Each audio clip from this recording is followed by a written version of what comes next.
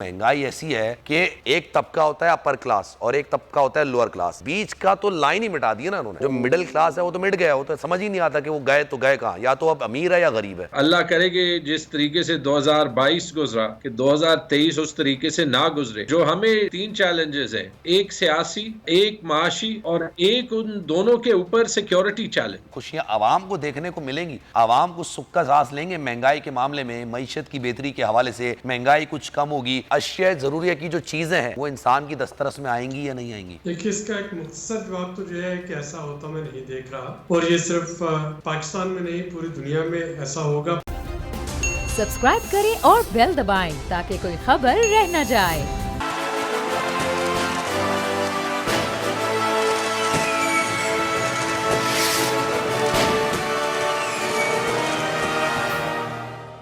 बिस्मिल्लाहिर्रहमानिर्रहीम, अस्सलामुअलैकुम। आपको खुसूसी नशियात में खुश आमदीद कहते हैं। मैं हूँ आपके साथ आपका मेज़बान सलमान मिर्ज़ा। जनाब आवाज़ थोड़ी ख़राब है, थोड़ा मैनेज कीजिएगा, बर्दाश्त कीजिएगा, क्योंकि जनाब आज का जो प्रोग्राम है, नया साल आप सबको मुबारक हो, नए साल की खुशियाँ आप सबको मुबारक हो। लेकिन सवाल ये है कि क्या नए साल में खुशियाँ हमें देखने को मिलेंगी? जो बयानात आपने सुने, ये बयानात शहबाज शरीफ के इक़्तिदार से पहले के हैं, जब उन्होंने मुल्क को दरपेश तमाम मसाइल दूर करने के लिए सिर्फ 6 माह का वक्त मांगा। फिर जब इक़्तिदार मिल गया और 8 माह में मईशत मुस्तहकम करने के बजाय जनाब डिबो दी गई, ख़त्म कर दी गई, बिल्कुल तबाह कर दी गई, तो अब उन्होंने अगले 5 साल में सब सही करने का नया बयान दाग दिया है। इन 8 माह में सरकार ने मुल्क को तबाही के दहाने पर ला खड़ा किया। हर तरफ दिवालिया होने की गूंज है जनाब, रोजगार, कारोबार सब खत्म हो रहा है, अवाम दो वक्त की रोटी को तरस रहे हैं। शहबाज शरीफ एक बार फिर से अवाम को 5 साल में सब ठीक करने का नया झांसा दे रहे हैं, और ऐसा पहली बार नहीं हुआ है। मुस्लिम नून की इक़्तिदार में आने से पहले भी झूठे दावे और वादों की एक बड़ी और पुरानी तारीख है, फिर किसी दिन बात करेंगे। हुकूमत में आने से पहले उनका हमेशा से जनाब यही दावा रहता है कि वो जादू की छड़ी घुमाएंगे और सब ठीक हो जाएगा। लेकिन इक़्तिदार में आने के बाद सब ठीक तो दूर की बात है, वो दावे, वो वादे जो पहले से करते आ रहे हैं वो भी ख़त्म हो जाते हैं और उस पर मुजरिमाना खामोशी इख्तियार कर ली जाती है। इस बार भी कुछ ऐसा ही हुआ है। इस बार भी शहबाज शरीफ ने वादा किया था कि वो सस्ता आटा देने के लिए अपने कपड़े बेच देंगे, लेकिन क्या ऐसा हुआ? ये मेरा आपसे सवाल है, दिल पर हाथ रख के आप खुद ने जवाब देना है। आज आटे की कीमत तारीख की बुलंद तरीन सतह पर पहुंच चुकी है, लेकिन वज़ीर आज़म के हवाले से कोई बयान तक सामने नहीं आता। वज़ीर आज़म मियाँ शहबाज शरीफ नए साल की आमद के मौके पर ही ट्विटर पर काफ़ी एक्टिव नजर आए। एक ट्वीट कर दी जिसमें उन्होंने मुल्क की तरक्की में हायल रुकावटें सैलाब मुतासरीन से जोड़ दी। अच्छा, ये बड़ी दिलचस्प बात है। वज़ीर आज़म का कहना था कि मुल्क में बदतरीन सैलाब की वजह से हमें मुश्किलात का सामना है, पूरी कोशिश के साथ इस मुल्क को मसाइल से निकाल कर तरक्की की राहों पर गामजन करेंगे। वज़ीर आज़म साहब जो कि माजी में 6 माह का वक्त मांग रहे थे, उन्हें अब अचानक से मुल्क में सैलाब भी याद आ गया। अब हमें इससे लगता है कि निकलना है, नहीं निकलना है। मुल्क में मईशत डूब चुकी है, मुल्क डिफॉल्ट कर जाने की बातें की जा रही हैं, लेकिन वज़ीर आज़म साहब जो 6 महीने के अंदर अंदर मुल्क ठीक करने निकले थे, अब मसाइल जनाब उनके गले पड़ गए हैं। वज़ीर आज़म साहब नए साल के आगाज़ पर भी लोगों को तसल्लियाँ दे रहे हैं कि जनाब आने वाले वक्तों में सब ठीक हो जाएगा, लेकिन ये ठीक कब होगा? कि पीडीएम को 8 महीने गुजर चुके हैं, उनको अभी तक ये समझ नहीं आ रहा। इस दौरानिए में मुल्क में महंगाई आसमान को छू रही है, लेकिन ये हुकूमत अब भी सिर्फ दावों वादों पर ही गुजारा कर रही है। सिर्फ इतना ही नहीं, मुल्क के वज़ीर ख़जाना, याद होगा आपको, मैंने इंटरव्यू भी किया था उनका, इसहाक डार साहब जबकि कहते थे कि जैसे मैं आऊँगा ना डॉलर 200 से नीचे ले आऊँगा। इसहाक डार बैरून मुल्क से डॉलर 200 नीचे करने के लिए लेकर आए थे, पेट्रोल 150 से भी कम करने के लिए आए थे, लेकिन उन्होंने इस तरह के कई वादे किए, उन्होंने कई बार दावे भी किए कि मैं मईशत ठीक कर दूंगा, लेकिन मुल्क की हालत यकीन जानिए रोज़ बरोज़ बिगड़ती जा रही है। लोग बदहाल होते जा रहे हैं, शहरी बेरोज़गार होते जा रहे हैं, मुल्क डिफ़ॉल्ट की तरफ बढ़ रहा है। लेकिन डार साहब अभी भी ये कह रहे हैं कि मुल्क के डिफ़ॉल्ट होने की खबरें में बेबुनियाद हैं, इसमें कोई इम्कान ही नहीं है। अब ये वो क्यों कह रहे हैं ये वो खुद ही बता सकते हैं। लेकिन जनाब कई कंपनियों ने पाकिस्तान से अपना कारोबार कुछ मुद्दत के लिए बंद करने का ऐलान कर दिया है, लेकिन इसहाक डार अब भी बज़िद है। मुल्क में सोयाबीन की किल्लत है, पोल्ट्री जो फैक्ट्री है उसको तबाही के दहाने पर छोड़ दिया है। अंडा 265 से 274 रुपये तक चला गया है, जबकि मुर्गी का गोश्त की अगर बात की जाए तो जनाब वो 500 रुपये फ़ी किलो के हिसाब से फ़रोख्त की जा रही है। लेकिन इसहाक डार अब भी बज़िद हैं, और वो वजह दिए हैं कि मुल्क तरक्की की राह पर गामजन है। किस तरह से ये मुझे समझ नहीं आता। मुल्क में गुज़िश्ता 5 माह के दौरान 150 टेक्सटाइल मिल हैं बंद हो गई, जिसके बायस 20 लाख से ज़्यादा अफराद बेरोज़गार हो गए। आपके बेरोज़गार होने की शरह में रोज़ बरोज़ इजाफा होता जा रहा है। मिल मालिकान का ये कहना है कि इस वजह से पैदावारी लागत में 100% तक कमी वाक़ हो चुकी है। क्या करें उस पर।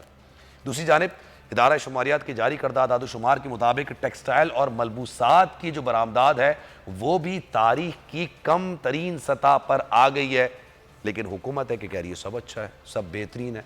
आप आज अंडे अलग कीमत में मिलेंगे, आप कल अंडे लेने जाएं आपको कल अलग कीमत में मिलेंगे। आज आप मुर्गी लेंगे जनाब अलग कीमत में मिलेगी, आधे वाले दिनों में आप मुर्गी लेंगे अलग कीमत में मिलेगी। अच्छा चले, मेरी बात पर अगर आपको नहीं यकीन आता है आवाम क्या कहते हैं, ज़रा आवाम की बात सुन लेते हैं, फिर आएंगे, फिर गुफ्तगू का सिलसिला आगे बढ़ाएंगे। इमरान खान जो मर्द है, असल में मर्द वो है जो इमरान खान है जिसने मुल्क को रखा है। बकाया ये तो चोर है, सारे डाकू हैं ये। इन्होंने क्या कर दें, इन्होंने आके फिर जनाब मुल्क को दिवालिया कर दिया। अब इस्लाम के पैसे खा के चलेंगे ये। सारे चोर हैं, कोई भी इस काबिल नहीं है। जो एक था उसको उतार दिया है, तो अब क्या कर सकते हैं। इमरान खान नहीं था, लेकिन अकेला बंदा क्या क्या करेगा। ऑब्वियस चॉइस है, मतलब ऑब्वियस चॉइस है इमरान खान। इमरान खान जब भी अगर हो तो मेरे ख्याल से 2/3 आराम से सीधेगा। ये हुकूमत तो और भी जो हड्डियां बची हुई हैं वो भी नहीं खाएगी। वो गिद्ध तो फिर भी हड्डी छोड़ देते हैं, ये हड्डी भी नहीं छोड़ेंगे। महंगाई को कंट्रोल करे या नहीं करे, है तो ये चले हुए कारतूस। अल्लाह करे कोई इनको अल्लाह ईमान दे दे, कोई गरीब आदमी का सोच ले। एक दरख्वास्त है मेरी हुकूमत से, खुदा के लिए तुम रेडी लगाओ, फिर अपने बच्चों का 6-7 बच्चों का पेट भर के दिखाओ। तो या तो इन गरीबों को गला काट दो, मार दो, या फिर खुदा के लिए ये अपनी अय्याशी ख़त्म करो। काबीना इतनी बड़ी करी हुई है और गरीब आदमी के लिए कुछ भी नहीं सोच रहे। अल्लाह के बंदो, ये जो आपने अवाम की राय सुनी, इसमें जो आखिरी बंदे की गुफ्तगू थी कि आप रेडी लगाएं और उसके बाद 6 से 7 अफराद का पेट पाल कर दिखाएं, ये एक अहम सवाल है और ये बहुत बड़ा सवाल है, क्योंकि मईशत हर गुजरते दिन के साथ नीचे गिरती चली जाइए, जिसको बचाने के लिए PDM की हुकूमत आई थी। अप्रैल से पहले अगर आप जो वज़ीर आज़म आज हैं, उस वक्त PDM के रहनुमा थे, उनके बयानात उठा के देख लें, हम मईशत को बेहतर करेंगे, हम गुर्बत से लोगों को निकालेंगे, हम गुर्बत ख़त्म करेंगे, आवाम की फलाह बहबूद के लिए काम करेंगे। क्या ऐसा सब कुछ हुआ है और क्या साल 2023 में ऐसा सब कुछ होगा? ज़रा मेहमानों से इंट्रोडक्शन कराते हैं आपका। तैमूर झगड़ा साहब हमारे साथ मौजूद हैं, पाकिस्तान तहरीक इंसाफ के रहनुमा हमारे साथ मौजूद हैं। आबिद सुलैरी साहब माहिर माशियात हैं, उनसे भी ज़रा मज़ीद बात करेंगे। लेकिन सर आबिद साहब, अगर आपकी इजाज़त हो, तैमूर साहब से ज़रा मैं स्टार्ट करना चाहूँगा। तैमूर साहब, सबसे पहले नए साल की खुशियाँ आपको बहुत बहुत मुबारक हो, लेकिन सवाल ये है, नए साल खुशियाँ देखने को मिलेंगी नहीं मिलेंगी? जो मौजूदा सूरत हाल है, जो 2022 का आखिरी दिन था, उसमें तो महंगाई ऐसी है कि एक तबका होता है अपर क्लास और एक तबका होता है लोअर क्लास, बीच का तो लाइन ही मिटा दी है ना उन्होंने। जो मिडिल क्लास है वो तो मिट गया, वो तो समझ ही नहीं आता कि वो गए तो गए कहाँ, या तो अब अमीर है या गरीब है। अब आपकी इस बात से क्या बहस हो सकती है? सबसे पहले तो सबको नया साल मुबारक हो और अल्लाह करे कि जिस तरीके से 2022 गुजरा कि 2023 उस तरीके से ना गुजरे। लेकिन अगर हम वाकई सच अपने आप से पूछें तो जो हमें ट्रिपल चैलेंजेस हैं, 3 चैलेंजेस हैं, एक सियासी, एक माशी और एक उन दोनों के ऊपर सिक्योरिटी चैलेंज। ये गैर मुस्तहकम मुल्क में कभी भी नहीं सॉल्व हो सकते। तो मेरे ख्याल में सब फोर्सेस को जो है वो ज़रा पीछे हट के गैर जानिबदाराना तरीके से सोचना पड़ेगा कि पाकिस्तान के लिए क्या सबसे ज़रूरी है।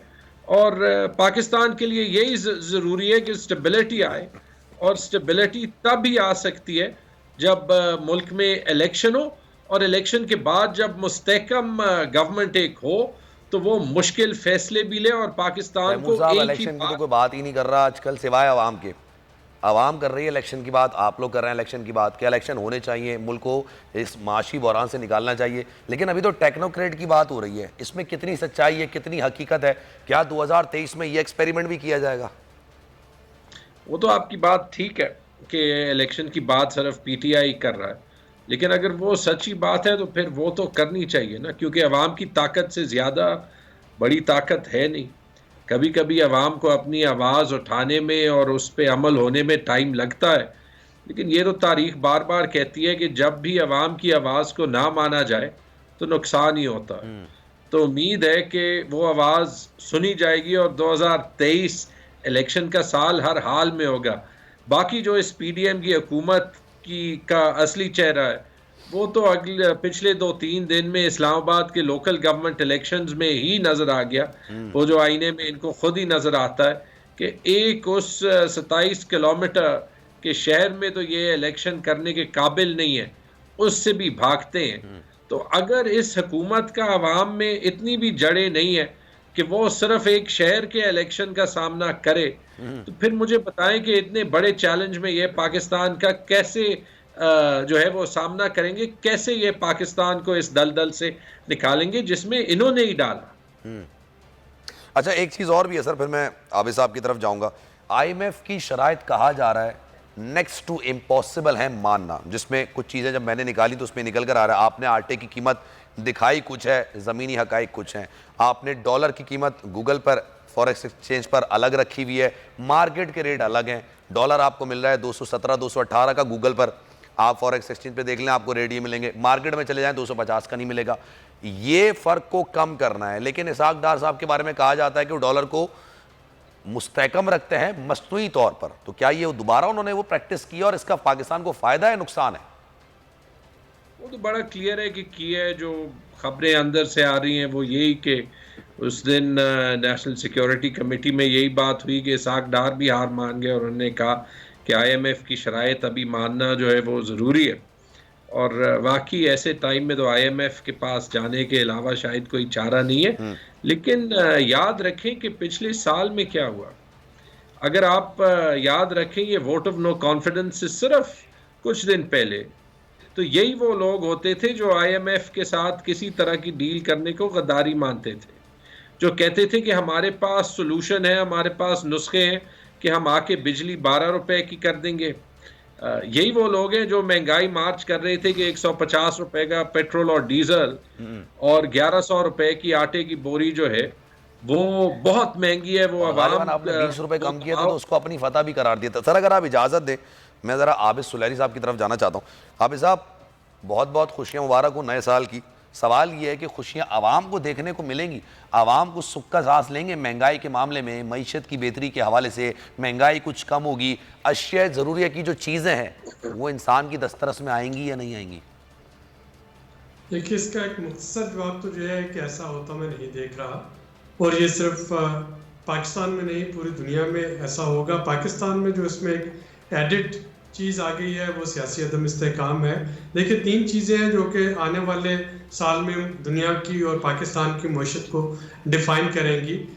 रूस और यूक्रेन की लड़ाई जो है वो किस सिमत बैठती है, जो कि उसका बहुत ज़्यादा दारोमदार है एनर्जी की कीमतों पे, उस पर दारोमदार है कि पाकिस्तान को किस किस्म की फॉरेन पॉलिसी प्रायोरिटीज़ अपनी रखनी होंगी, और उसका दारोमदार है जो हमारी फूड से मुतल्लिका जो कमोडिटी प्राइस चेन है उस पर।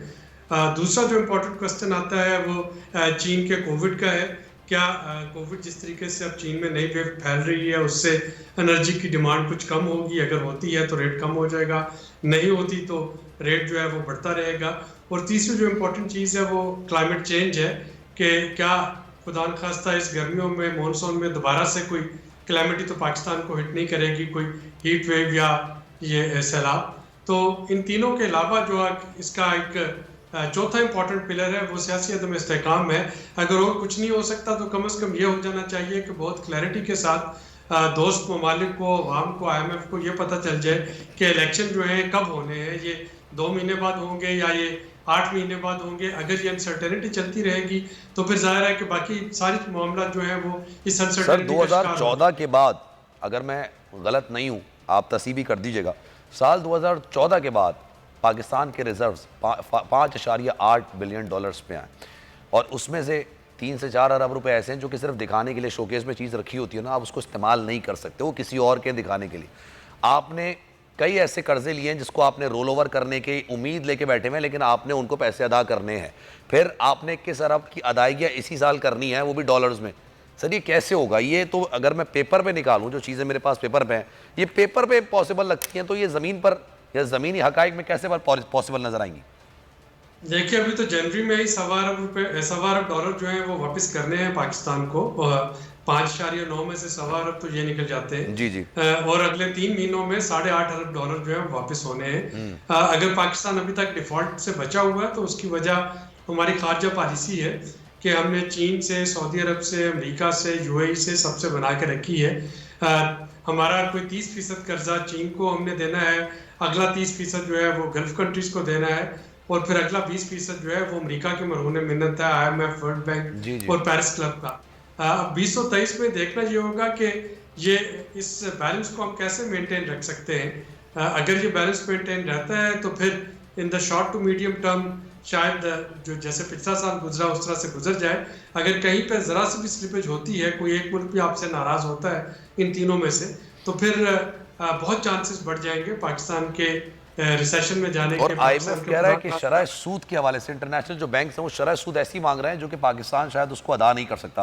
कुछ चीज़ें मैं निकाल के देख रहा था तो उसमें शायद 3.5% पहले था, अब वो शायद 12.5, 13 या 14% वो कह रहे हैं कि हमें शरह सूद चाहिए और उसको शायद पाकिस्तान एक्सेप्ट नहीं कर रहा है। लेकिन फिर अभी दोबारा बयान मैं जब देख रहा था वो कह रहे हैं कि हमारे पास कोई चारा है नहीं इस चीज़ को एक्सेप्ट करने के लिए। तो ये अगर सौदा होता है तो फिर क्या होगा? शरह सूद तो पहले बढ़ चुकी है। इस वक्त जो मुल्क में शरह सूद चल रही है वो अगर आप किसी भी बैंक पे जाके देखते हैं तो 16% आपकी इंटरेस्ट रेट जो है वो चल रहा है। उसके अलावा जो करना होगा वो एनर्जी रिफॉर्म्स हैं जिसमें डीजल पे पेट्रोलियम डेवलपमेंट लेवी अभी मजीद 18 रुपये पर लीटर उस पर इजाफा होना है। अभी गैस का सर्कुलर डेट ख़त्म करना है, बिजली का सर्कुलर डेट ख़त्म करना है, टैक्स रेवेन्यू का शॉर्टफॉल है वो पूरा करना है। और फिर ये IMF ये नहीं कह रहा है कि आप किसी खास रेट पे ले आए। IMF ये कह रहा है कि जो डॉलर की कीमत है, IMF कह रहा है कि जी डिमांड सप्लाई के मुताबिक इसको इतना ले आए कि मार्केट का और बैंक का जो डिफरेंस है वो कम से कम हो जाए, खत्म हो जाए।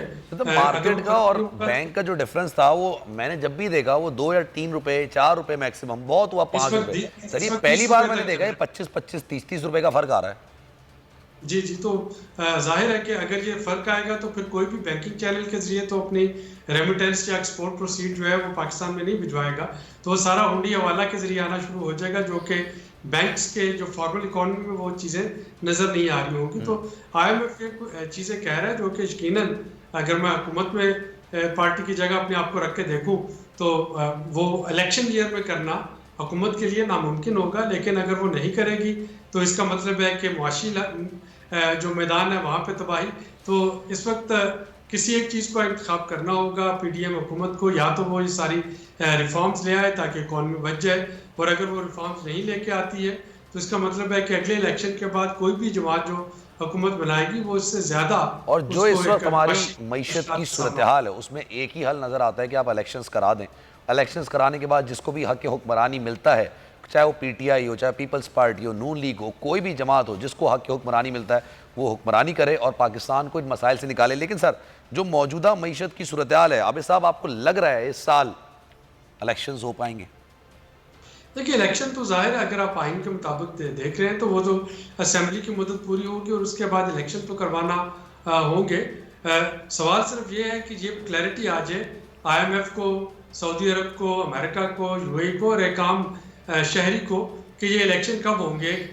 उसके हिसाब से पूरी दुनिया आपके साथ मामला तय करेगी। अगर हमें इस वक्त रोल ओवर नहीं मिल रहे तो उसकी वजह यही है कि नहीं पता, या IMF को नहीं मालूम कि 2 महीने बाद वो किसके साथ मामला तय कर रहे होंगे। क्या वो केयर टेकर सेटअप होगा, वो PDM होगी, वो कोई इलेक्शन के बाद नई हुकूमत होगी। और अगर ये इस तरह की गैर यकीनी सूरत हाल है तो फिर कौन आपके साथ दुनिया में मामला जो है वो तय कर रहा होगा। तो ये एक चीज़ का फैसला हो जाना चाहिए कि जो भी एक डेट हो जी इलेक्शन जो है फला महीने में होंगे, उससे पहले नहीं होंगे। और ये आपस में मिल बैठ के तय करना होगा सियासी जमातों को। और ये इसमें उन्हीं का फ़ायदा है क्योंकि जो मैं दोबारा दोहराता हूँ कि जो पार्टी भी इलेक्शन जीत के हुकूमत बनाएगी उसको एक मजबूत मईशत चाहिए, और इस तरह की गैर यकीनी फ़ज़ा में मईशत मजबूत नहीं हो सकेगी। ठीक है तैमूर साहब, ये बताइएगा, आपकी मौजूदगी का फ़ायदा उठाते हैं, पूछ लूँ सर, ये 11 तारीख से पहले KP असेंबली तहलील हो रही है क्योंकि पंजाब असेंबली से ही मुंसलिक है सारी चीज़ें। पंजाब का फैसला होगा तो KP का भी फैसला हो जाना है। जी, खैबर पख्तूनख्वा की असेंबली वाकई पंजाब असेंबली से मुंसलिक है। खैबर पख्तूनख्वा और पंजाब की असेंबलीज़ को तहलील करने का मकसद कौमी इलेक्शन ही कराना है। कौमी इलेक्शन अगर ना हो तो जैसे खान साहब कह चुके हैं उस सूरत में अगर सूबाई इलेक्शन हो तो वो हमें मंजूर है, लेकिन इस हालत में कि खैबर पख्तूनख्वा की असम्बली तहलील हो और पंजाब में ना हो, ये शायद खान साहब भी नहीं चाहते। बाकी खैबर पख्तूनख्वा की गवर्नमेंट में हम वही करेंगे जैसे हमें खान साहब कहें। ठीक है जनाब, इस वक्त हमारे तैमूर जगर साहब हमारे साथ मौजूद हैं, उनसे ज़रा मज़ीद ही बात करेंगे। ब्रेक ले लेते हैं, ब्रेक के बाद वापस आएंगे तो गुफ्तगू का सिलसिला आगे बढ़ाएंगे।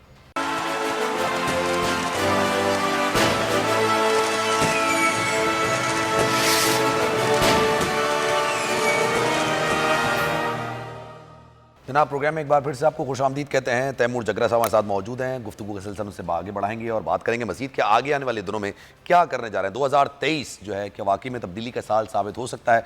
तैमूर साहब ये बताइएगा, तमाम ऑप्शंस इस्तेमाल करके देख लिए, आखिरी ऑप्शन था पिंडी में खान साहब ने ऐलान किया था कि जनाब असेंबलियाँ तहलील कर दी जाएंगी, वो उसमें भी काफ़ी ज़्यादा रुकावटें इस वक्त निकल कर सामने आ रही हैं।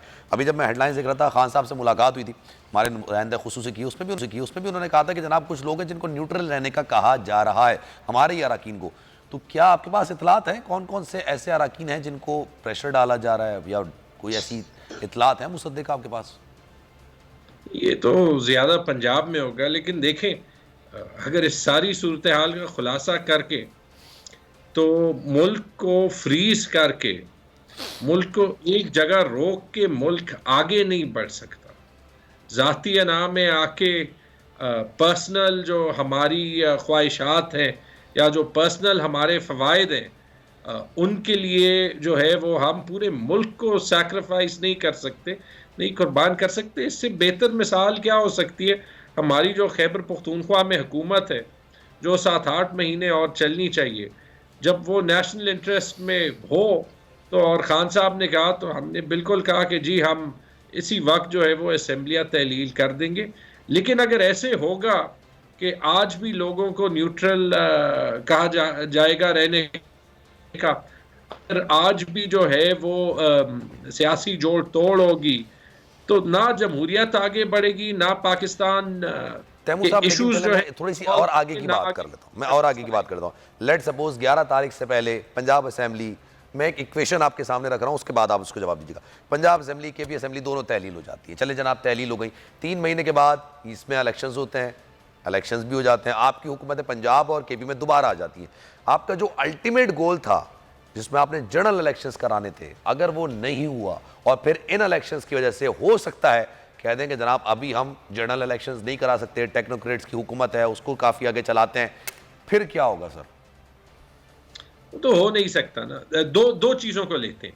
एक, अगर खैबर पख्तूनख्वा में पंजाब में इलेक्शंस हो तो उसकी वजह से तो नेशनल इलेक्शंस नहीं रोक सकते, क्योंकि किसी भी सूबाई असेंबली को तहलील करना ये चीफ मिनिस्टर का हक है, और ये एक रेडिकल मूव ज़रूर है, लेकिन ये दुनिया में हर पार्लिमानी जमहूरियत में होता है। बरतानिया में बार बार वज़राए आज़म जो है, क्योंकि वहाँ पे यूनिटरी फॉर्म ऑफ गवर्नमेंट है, जी। तो वो अर्ली इलेक्शंस कॉल करने के लिए असेंबलियाँ तहलील करते हैं, और इसलिए अर्ली इलेक्शंस कॉल करते हैं कि उनके ख्याल में जब उनको मेजॉरिटी ज़्यादा करनी हो अपनी, तो वो अर्ली इलेक्शंस कॉल करते हैं। आखिरी बार 2019 में हुआ था, टेरेसा मे ने किया था। दूसरी चीज़, टेक्नोक्रेट गवर्नमेंट। देखिए, टेक्नोक्रेट्स का गवर्नमेंट में होना बड़ा ज़रूरी है, लेकिन टेक्नोक्रेट्स की गवर्नमेंट जिसका आवाम के साथ कोई कनेक्शन ना हो, वो ना पाकिस्तान के मसाइल हल कर सकती है, ना समझ सकती है, और ना इतने मुश्किल फैसले जो कि हमने करने हैं उनको कन्विंस करा सकती है पाकिस्तान के अवाम को। टेक्नोक्रेट बैकग्राउंड मेरा अपना भी है, लेकिन अगर मैंने जो है वो खैबर पख्तूनख्वा की गवर्नमेंट में फाइनेंस मिनिस्टर होते हुए मुश्किल फैसले लिए, इसलिए लिए क्योंकि मेरे पास अवाम का वोट है, और जो टेक्नोक्रेट बैकग्राउंड है वो सिर्फ मेरी ट्रेनिंग करके मुझे गवर्नमेंट का हिस्सा बनाते हुए, ब्यूरोक्रेसी के साथ या टेक्निकल फैसले लेते हुए ज़्यादा आसानी करा देता है। टेक्नोक्रेट गवर्नमेंट दुनिया में कहीं भी हल नहीं रहा। 2 मिसालें हमारे सामने। बांग्लादेश में एक फेल्ड एक्सपेरिमेंट था 2007-9 में, और इटली में 2 बार ट्राई की गई है, और कभी ये नहीं फेल हुई, क्योंकि अगर हमने जमहूरियत का रास्ता अपनाना है तो उसमें टेक्नोक्रेट आए, सियासी लोग आए, वो Obviously, जमहूरी जो निज़ाम जमहूरी लोग होते हैं उनके पास मैंडेट होता है ना, they have the mandate of the people कि आप आए और मुश्किल फैसले करने भी करें। लेकिन सर एक बात और मैं आपसे करना चाहूँ, जब पीडीएम की हुकूमत आई थी तो उसके बाद अक्सर और बेशतर पीडीएम की हुकूमत के रहनुमाओं की जानिब से बयानात आते थे कि यार हमने ये क्या कर दिया, हमारे पास तो मईशत नहीं चलाने के लिए कोई चीज़ें नहीं है, ख़जाना खाली पड़ा है, XYZ। वो कहते थे बड़े मुश्किल हालात हैं। चले उस वक्त थे या नहीं थे, ये तो दो बहस है। आप कहते हैं नहीं थे, वो लोग कहते हैं थे। लेकिन अब तो हर बंदा ये बात मानता है ना कि ख़जाना खाली है, कुछ है नहीं, अदायगियाँ करनी है, डॉलर्स में अदायगियाँ करनी है, रोल ओवर करवाने होते नहीं होते चले एक अलग बात है। लेकिन अगर जो हुकूमत आएगी वो तो कांटों का सेज होगी, वो तो कांटों के सेज पर बैठना पड़ेगा। तो आप लोग तैयार है वैसे इस चीज़ के लिए? मैं अक्सर लोगों को कहता हूं, जब पिछले चंद हफ्तों में सेमिनार्स वगैरह हुए हैं स्टूडेंट्स के साथ, कि पाकिस्तान दुनिया का बेहतरीन मुल्क है और कोई वजह और नहीं है, लेकिन ये वजह है कि ये हमारा वाहिद मुल्क है। तो जो भी गवर्नमेंट आएगी, और इंशाल्लाह गवर्नमेंट इमरान खान की आएगी, गवर्नमेंट आसान नहीं होगी, इसमें कोई शक नहीं। हमारी इकोनॉमिक टीम पिछले 2 महीनों से काम कर रही है, सिर्फ वही इकोनॉमिक पॉलिसीज बनाते हुए नहीं जिसका तो मीडिया पे तस्करा बहुत होता है, लेकिन इस तरीके से इम्प्लीमेंटेशन करना जिससे मुल्क आगे जा सके। लेकिन इसमें किसी को शक ना रहे कि पहला साल, दूसरा साल इलेक्शन के बाद भी बड़ा चैलेंजिंग रहेगा। लेकिन सोचें कि अगर ये इलेक्शंस पिछले मई या जून में हुए होते, जैसे इमरान खान ने कहा था, तो अभी सारे मुश्किल फैसले भी हुए होते, गवर्नमेंट जो है वो मुस्तहकम भी होती है और वो मुश्किल फैसले। अच्छा सर, अगर आप इजाजत दें जरा मैं एक और गेस्ट को इंट्रोड्यूस करा दूं। हारून रशीद साहब इस वक्त मुझे ज्वाइन कर चुके हैं, तज्जियाकार हैं, सियासत में बड़ा अच्छा तज्जिया करती बात करते हैं। हारून साहब अस्सलाम वालेकुम, कैसे हैं आप? जी अल्हम्दुलिल्लाह। सर 2023 की खुशियां बहुत बहुत मुबारक हो आपको। 2023 का आगाज तो हो चुका है, 2022 से मुख्तलिफ होगा या मजीद बदतर होगा या कुछ बेहतरी आ सकती है? What do you think? एक ओवरऑल तज्जिया क्या करेंगे आप? नहीं, चीजें एक जैसी तो कभी नहीं रहती, तब्दीली तो आएगी।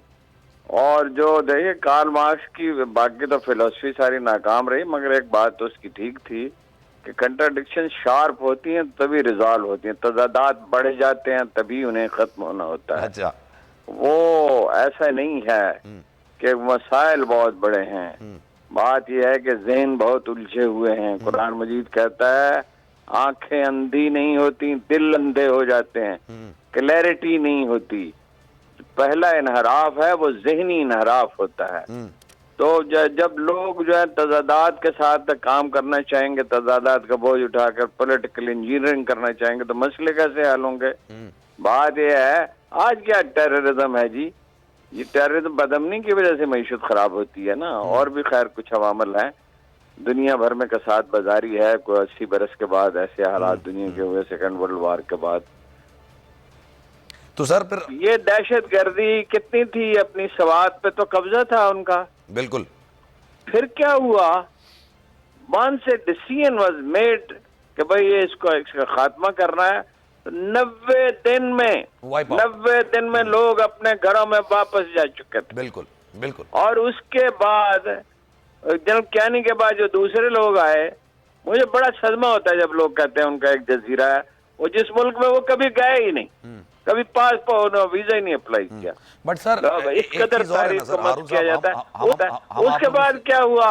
एक छोटा सा एरिया रह गया था जो शमाली वजीरिस्तान का, 5 बरस लगे, 5 बरस। सही है। जब आप नेक नियति से कोई काम करना चाहते हैं, अल्लाह ताला बंद दरवाजे खोल देता है। और जब आप दाव पेच लड़ाना चाहते हैं और अपनी अक्ल को सब कुछ समझ लेते हैं, तो खुले हुए दरवाजे भी बंद हो जाते हैं। सर हम पाकिस्तान की फौज ने ऐसी जंग लड़ी है जो कि कोई फौज जीत नहीं सकती, दहशतगर्दी को जड़ से ख़त्म किया है। ये बात अपनी जगह है। पाकिस्तानी कौम ने एक ऐसी जंग लड़ी है जो कि कोई कौम नहीं लड़ सकती। लेकिन सवाल ये है कि हम दहशतगर्दी को जड़ से उखाड़ फेंकते हैं, लेकिन हम मईशत को बेहतर क्यों नहीं कर पाते? हमारी मईशत बेहतर, मईशत की मंतकी बुनियादें होती है ना। मईशत क्या है? मईशत इंडस्ट्री है, मईशत अब ज़राअत नहीं है। दूसरी बात यह है टैक्स कलेक्शन है। ये रोज मैं ये बात दोहराता हूँ, ओ भाई जिस बाल्टी में आप पानी ला रहे हैं उसी में सुराख है। ओ भाई पैसे तो खा जाते हैं FBR वाले, तो टैक्स कहाँ से जमा हो? अच्छा, फिर ये है कि आप जब बदअमनी रहेगी और बेयकीनी रहेगी सियासत में, तो पैसा जो है वो और डॉलर में कन्वर्ट हो जाएगा। मुझे और आपको डॉलर की क्या जरूरत है जी? डॉलर कोई स्टूडेंट जा रहा है उसको जरूरत है, थोड़े से पैसों की जरूरत है, कोई ट्रेवलर को, मुसाफिर को जरूरत है, लेकिन बुनियादी तौर पे इंपोर्ट एक्सपोर्ट के लिए जरूरत है। बिल्कुल। ये डॉलर क्या हर घर में पड़े हुए हैं जी? ये कानून बनाए, इसको बंद करें। ये कभी नहीं था, ये 91 में नवाज शरीफ साहब ने बना दिया था। उनका जाती मफाद ने मनी लॉन्ड्रिंग करनी थी, मोटरवे के पैसे बाहर भेजने थे। भाई आप अमन हो, इस्तेहकाम हो, पॉलिसियों में तसलसल हो। ये मलेशिया कितने अरसे में $3000 तक आमदन, सारी $5000 फी गज, चीन से ज्यादा है, मुल्क छोटा है ना। और चीन जो है 33 इयर्स में सुपर पावर बन गया। 87 में चीन एक गरीब मुल्क था, फीकस आमदन पाकिस्तान से कम थी। जब आप उन मंतकी बुनियादों को, आप इलेक्ट्रॉनिक्स में नहीं जा रहे, आप जनाब आईटी में नहीं जा रहे, वो $100 बिलियन से ज्यादा इंडियंस अर्न करते हैं, वो हमसे ज्यादा इंटेलिजेंट कब से हो गए? और भाई हमें भी तो $30 बिलियन अर्न करने चाहिए थे साइज के एतबार से। हमारे लोग उनसे, हमारे पायलट उनसे बेहतर हैं, हमारे आईटी के लोग उनसे क्यों बेहतर नहीं है? ना हमने स्कूल खोले आईटी के लिए, ना कोर्सेज ड्राफ्ट किए, ना जनाब हमने उसके लिए कॉलेज खेले, ना यूनिवर्सिटियों में कोई काम किया। 8 यूनिवर्सिटियां हैं पाकिस्तान की जिनके वाइस चांसलर ही नहीं है। ये तो हमारा हाल है। जब आप कोई काम तरजीहात तय करनी होती है, उसके मुताबिक प्लान करना होता है, एक जामे मंसूबा बनाना होता है। वो जामे मंसूबा किसी के पास नहीं है। अच्छा चलें सर, एक और सवाल आपसे। पास नहीं है, पीटीआई के पास भी नहीं है, और पीडीएम के पास भी। चलें सर, ये जो तरजीहात का आपने जिक्र किया, तो एक ऐसी बहस है, एक लंबा एक टाइम चाहिए इसको बात करने के लिए। What do you think sir, आपको लग रहा है इस साल इलेक्शन हमारी तरजीहात में है, आपको लगता है? नहीं, ये जो तरजीहात की बात आपने की ना, ये लंबी बहस नहीं है। बिगनिंग ही तरजीहात से होती है। मेरी तरजीह क्या है जिंदगी में? अपनी इस्लाह करना है या सिर्फ लोगों की पे तनकीद करना है? मुझे सीखना है या मतलब ये है कि एक पामाल रास्ते पे चलना है? पहले तरजीहात तय होती हैं, फिर एक जामे मंसूबा, मशवरे होते हैं, जामे मंसूबा बनता है। बिल्कुल दुरुस्त, मुल्क इस तरह नहीं चलते। दुरुस्त हो गया, बिल्कुल सर। सर क्या लगता है सर, इलेक्शन टेक्नोक्रेट की हुकूमत की बात की जा रही है, कितना पॉसिबल है? टेक्नोक्रेट्स की हुकूमत बन, कौन सोचा छोड़ता है सर? हारून साहब, सबसे बड़ी पॉलिटिकल पार्टी एग्री नहीं करेगी तो बन कैसे सकती? तो ये शोशा फिर क्या छोड़ा जाता है? ये ऐसे ही छोड़ा जाता है कि शोशा ये भी छोड़ा जाता है, उसको गिरफ्तार कर लिया जाएगा इमरान खान को, हो रहा है? उसकी जनाब पाबंदी लगा दी जाएगी।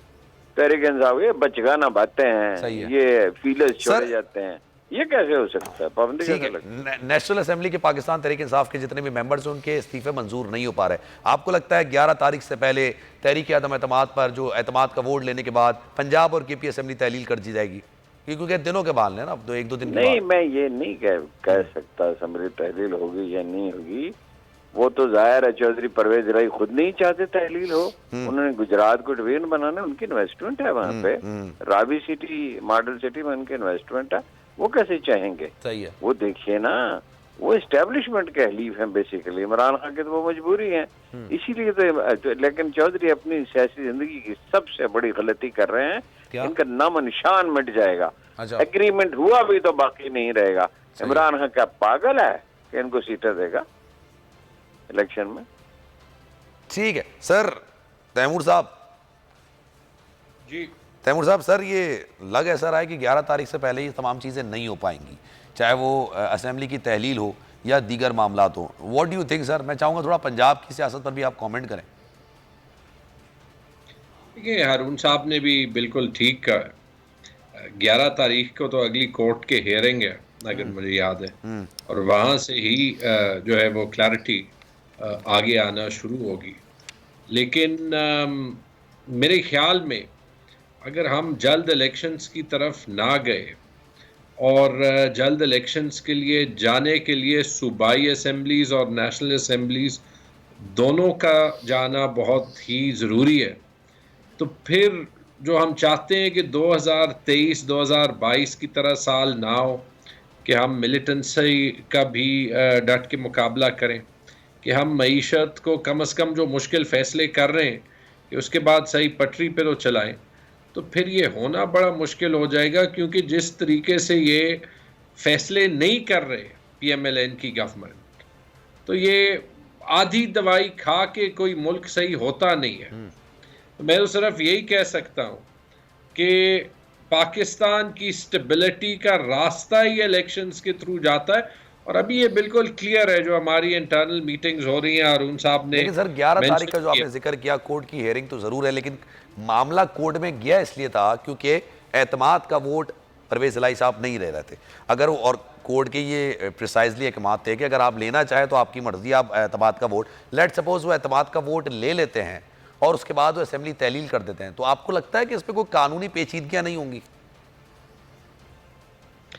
आइन के मुताबिक तो कोई कानूनी पेचीदगी नहीं है। इसको बड़ी गहरी नज़र से स्टडी किया जा चुका है, और जैसे मैंने कहा प्रेसिडेंट पाकिस्तान में भी है, पहले जो असेंबली तहलील होती हुई है तो वो वफाकी सतह पे या मुश्तरका तौर पे वफाक में और सूबों में हुई है। 77 में हुई थी, फिर उसके बाद मेरे ख्याल में 93 में असेंबली तहलील हुई थी, डिसॉल्व नहीं हुई थी। आर्टिकल 58(2)B नहीं इस्तेमाल किया गया था।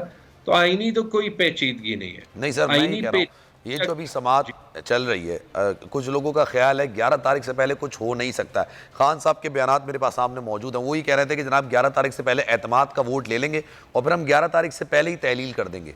तो इसमें कोई तौहीन अदालत वाला मामला, दिल आज़ारी वाला मामला तो नहीं आ जाएगा? मैंने खान साहब का ये बयान नहीं सुना, लेकिन इस पूरे मामले में खान साहब कंटिन्यूसली लीगल एडवाइस ले रहे हैं, क्योंकि उन्हें ये खदशा ज़रूर है कि जो भी वो मूव करेंगे तो ये इम्पोर्टेड हुकूमत ज़रूर कोशिश करेगी कि उसकी रास्ते में कोई ना कोई रुकावट बन जाए, क्योंकि इलेक्शन उन्होंने कराने नहीं है।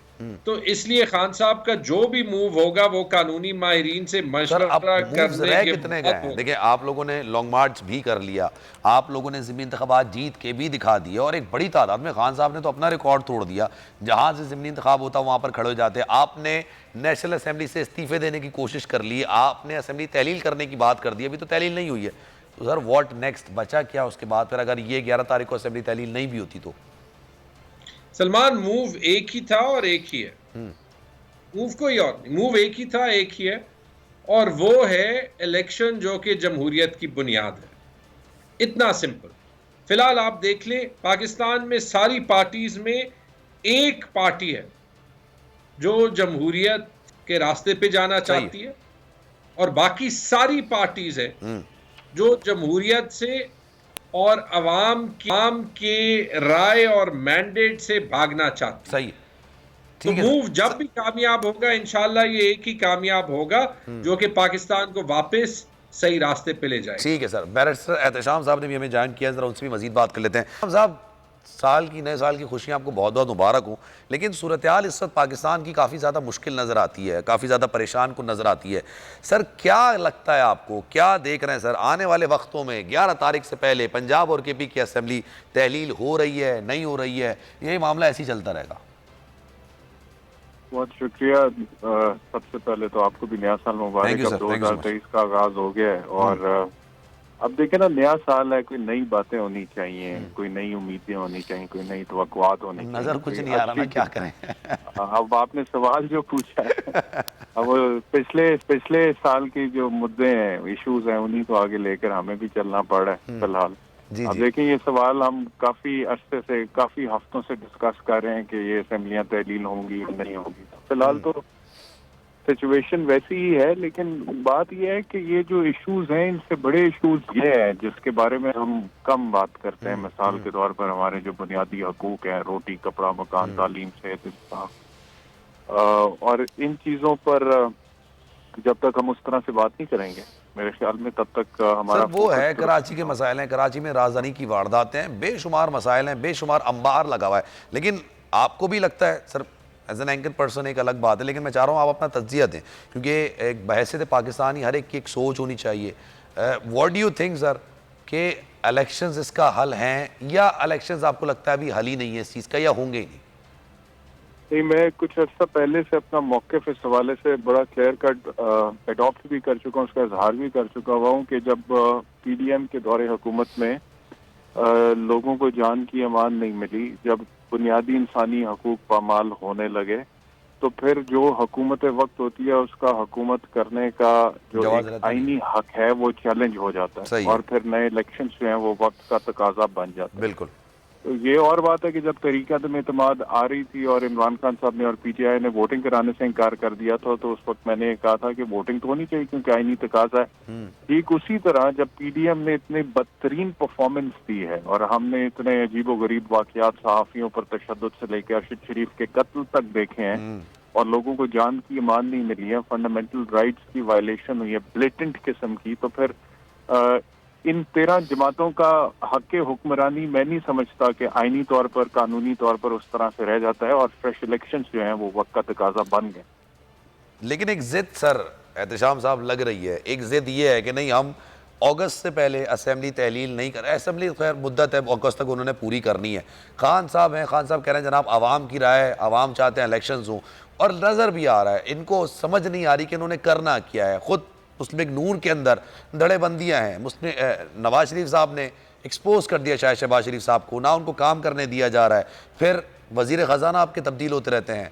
आपको लग रहा है बजट दे जाएगी ये हुकूमत? मुझे लग रहा है कि बजट दे जाएगी। उसकी वजह यह है कि अभी इमरान खान साहब का भी रिसेंट स्टेटमेंट एक आया जिसमें उन्होंने इलेक्शंस होते हुए नजर नहीं आ रहे, वो कि आप कह रहे हैं कि होने चाहिए, मैं कह रहा हूं कि होने चाहिए, लेकिन उन्होंने भी कह दिया कि होते हुए नजर नहीं आ रहे इस वक्त। उसमें चैलेंजेस बहुत ज्यादा हैं और आप देखें कि इस पूरा स्टेटस को जो है वो नहीं चाहता कि इलेक्शन हो। बल्दियाती इंतखाबात हाईकोर्ट के ऑर्डर के बावजूद इस्लामाबाद में मुकर्ररा तारीख को नहीं हो सकते। वफाकी हुकूमत ने सिक्योरिटी प्रोवाइड नहीं की, इलेक्शन कमीशन ने कहा हमारे पास अमला ही नहीं है। और ये भी मैं आपको बता दूं, मिसाल के तौर पर अगर पंजाब और KPK की असेंबलियां तहलील हो जाती हैं तो आईनी तकाजा तो है कि इलेक्शन कमीशन 90 दिन में इलेक्शन करवाए, लेकिन कोई पता नहीं ये 90 दिन में भी इलेक्शन होते हैं या नहीं होते। Sir thank you so much. Ehtesham साहब हमारे साथ मौजूद थे, दीगर मेहमान भी हमारे साथ मौजूद थे। तैमूर साहब बहुत शुक्रिया आपका वक्त का। लेकिन 23 में हम उम्मीद ये कर सकते हैं, दुआ ये कर सकते हैं कि पाकिस्तान इस्तेहकाम की तरफ बढ़ेगा, पाकिस्तानी मईशत बेहतरी की तरफ बढ़ेगी और आम आवाम के लिए बेहतरी आएगी। सलमान मिर्ज़ा को दीजिए इजाज़त। ज़िंदगी रही, सेहत रही और आपकी दुआएं नहीं तो इंशाअल्लाह आपसे फिर मुलाकात होगी। अल्लाह हाफ़िज़।